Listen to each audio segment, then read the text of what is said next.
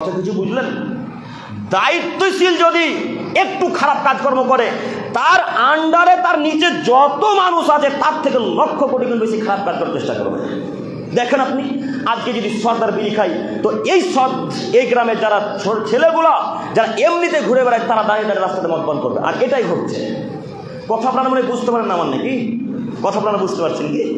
দেখেন এই গ্রামে যিনি সর্দার, যারা আজকে নেশাদ্রব্য খায়, পান করছে, বিড়ি পান করছে, দেখেন তাদের গ্রামের ছেলেগুলো রাস্তাতে রাস্তাতে দাঁড়িয়ে দাঁড়িয়ে মদ পান করছে আর রথযাত্রা আর দেখতে যাচ্ছে।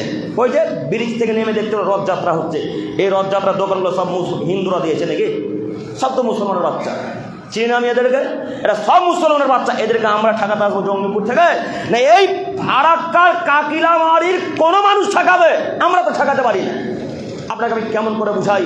সমাজ পরিবর্তন যদি করতে চান তাহলে যে কোনো মূল্যে অন্যায় কাজে বাধা দেন, যে কোনো মূল্যে অন্যায় কাজে বাধা দিতে হবে, তাহলে সমাজ পরিবর্তন হবে। তার আগে কোশ্চিনকালও সমাজ পরিবর্তন হবে